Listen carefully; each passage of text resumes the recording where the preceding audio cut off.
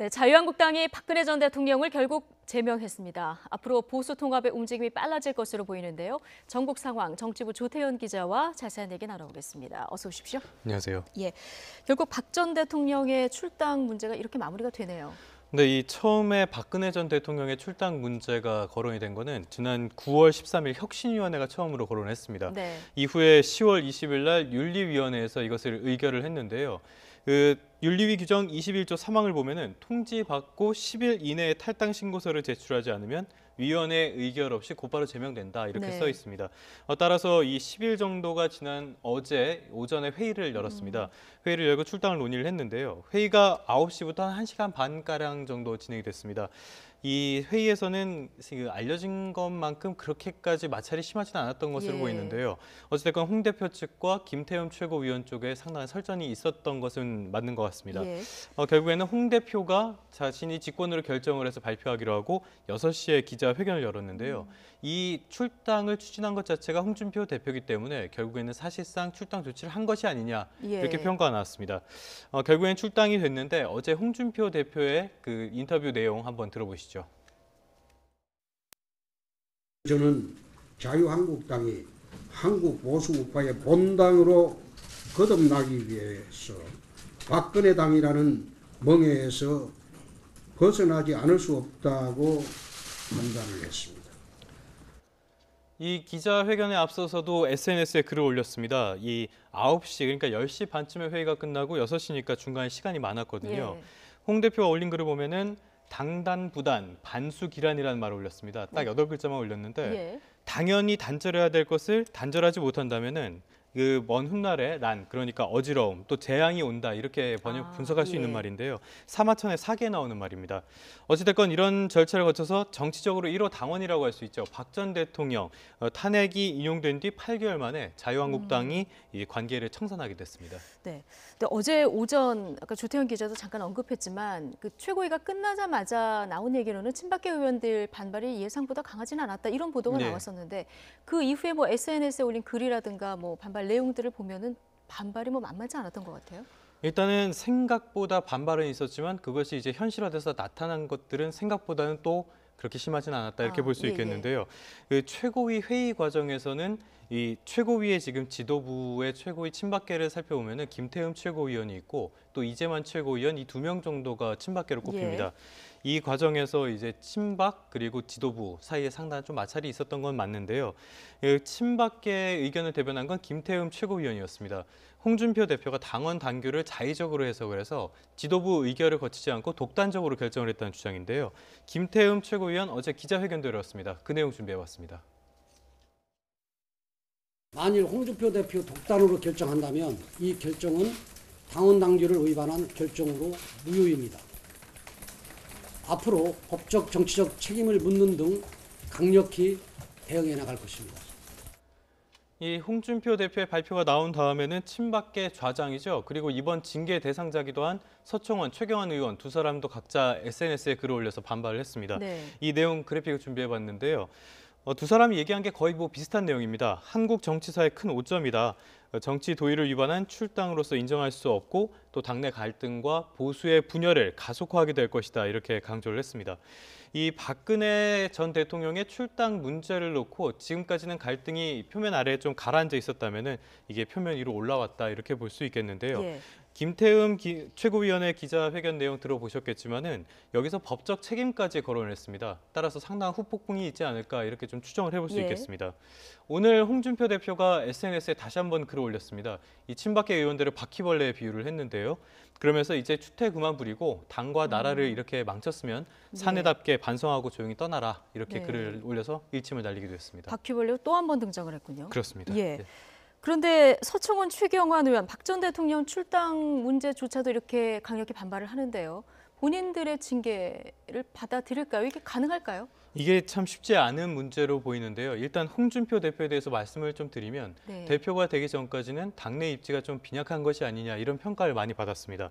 하지만 이번에는 확실한 리더십을 보여줬다 이런 평가를 받는데요. 예. 생각보다 친박계의 초반 반발이 좀 거셌는데 이것을 확실하게 제압했습니다. 그 고비가 있긴 했지만 그때마다 의원들을 모아서 같이 식사를 하거나 이런 정면 돌파로 승부수를 던졌어요. 근데 친박계 청산까지 가능할 것인가? 이 부분은 아직까지는 좀 예단하기 어려워 보입니다. 예. 박근혜 전 대통령은 현역 의원이 아니기 때문에 이런 윤리위 의결을 거쳐서 대표가 직권으로 제명 처리를 했는데 이 서청원, 최경환 두 의원은 현역 의원입니다. 따라서 재적 의원 3분의 2 이상의 추인을 받아야 되는데요. 네. 의원총회를 열어서 여기서 표결 절차가 갈 가능성이 좀 커 보입니다. 지금으로선. 이 부분에 대해서 설명을 드리려면은 20대 총선도 좀 언급을 안 할 수가 없는데요. 20대 총선 때를 보면은 당시 새누리당이 이한구 공천관리위원장을 내세우면서 철저하게 친박 위주로 공천을 했습니다. 그랬죠. 예. 이것을 주도한 게 서청원, 최경환 두 의원이다 이렇게 볼 수도 있겠고요. 따라서 지금 초재선 의원들 또 20대 의원 상당수는 서청원 의원 또 최경환 의원과 예. 어떤 형태로든 연결이 돼 있는 상태입니다.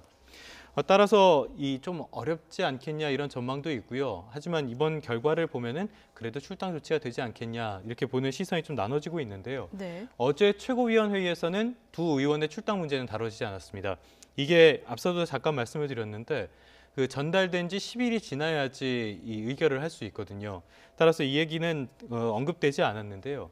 또 표대결 양상이 될 수도 있는 만큼 이 당내 분란을 보이지 않기 위해서 당분간은 좀 수면 아래에 있지 않겠냐 이런 전망도 나오고 있습니다.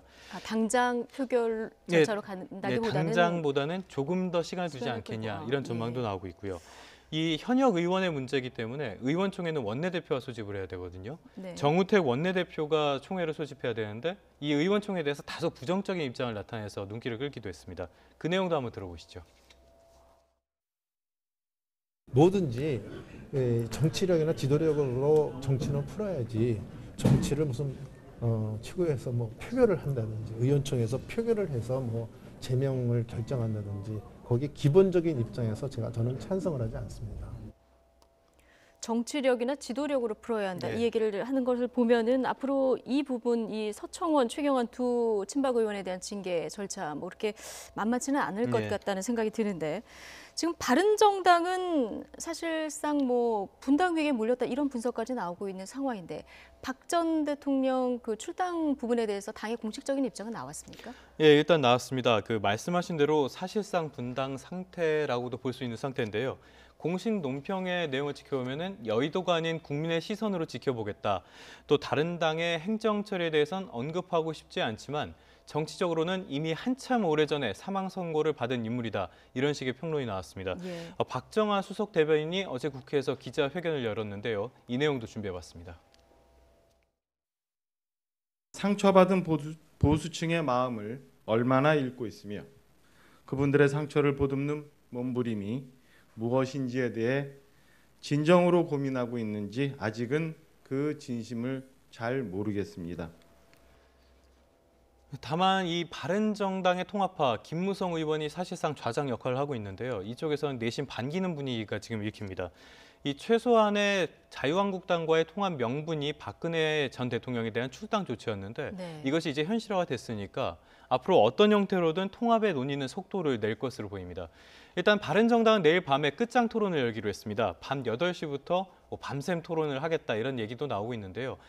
당 진로에 대해서 논의를 하는데 이 통합파 그리고 독자 노선파와 상당한 치열한 이 논쟁이 불가피하지 않을까 이렇게 보고 있습니다. 그러니까 의원이 20명인데 바른정당 이 20명 의원들 사이에서도 이 통합을 바라보는 시각이 워낙 다른 의견들이 나오고 있어서요. 자유한국당과 바른정당 이 앞으로 만약에 두 당이 통합을 하거나 연대를 한다면 어떻게 되는 겁니까? 이 말씀을 잘해 주셨는데요. 예. 통합을 요구하는 사람들도 같은 의미의 통합을 얘기하는 것이 아닙니다.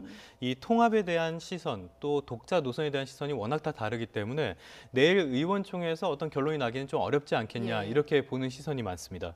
이 굳이 양측의 절충안을 꼽자면은 남경필 경기도지사 그리고 김세현 정책위 의장이 제안한 이 전당대회 연기 그리고 통합 전당대회를 꼽을 수 있겠는데요.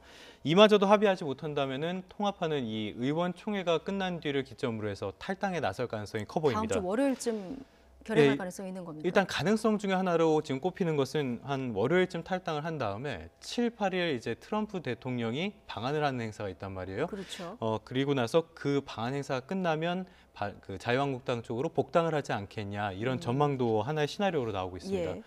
다만 이 주호영 당 대표 권한대행 겸 원내 대표는 지금 전당대회 관리를 해줘야 되는 입장이기 때문에 일단 전당대회가 끝날 때까지는 있을 것이다 이런 전망이 나오고 있고요.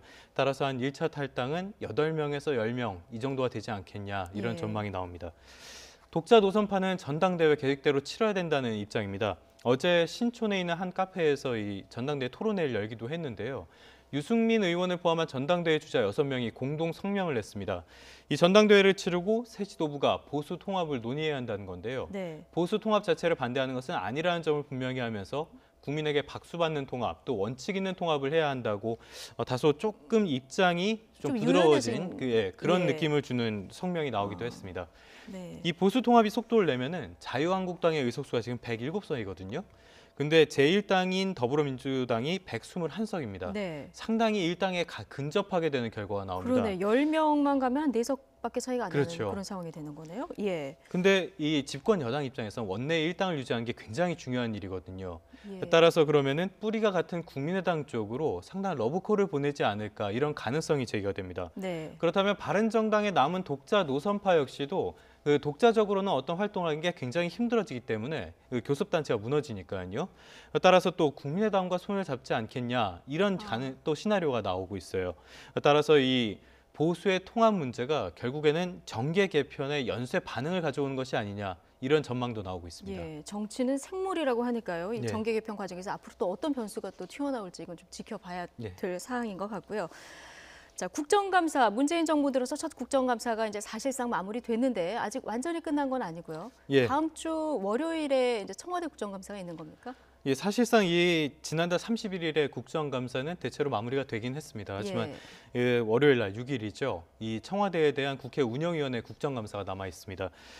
지금 문재인 정부의 초기 인사를 두고 상당한 잡음이 있었고 또 박근혜 정부 시절에 캐비넷에 들어있는 문건가치 이런 부분들이 많았기 때문에 이런 부분에서 여야의 공방이 상당히 치열하게 이뤄질 것으로 보이고요. 예. 또 하나는 이 조국 민정수석이 불출석 사유서를 냈습니다. 이 부분을 두고도 여야가 상당히 좀 신경전을 지금 벌이고 있는데요. 예. 야3당 원내수석 부대표가 최근 공개석상에서 이 국민과 국회를 무시하는 처사를 하면서 강하게 반발하기도 했습니다. 김선동 자유한국당 원내수석 부대표의 말 준비해봤습니다. 비서실장이 당일 공석이기 때문에 본인이 참석할 수 없다. 그런 업무적 특성을 고려해달라. 이런 사유였습니다. 이것은 정말 국회를 무시하고 국민을 무시하는 처사입니다. KBS 국정감사도 예정돼 있습니다. 이 자유한국당의 보이콧으로 연기된 국정감사인데요. 여기서도 이 지금 최근 문재인 정부의 공영방송 정상화를 두고 민주당에서는 공영방송을 정상화하기 위한 과정이다.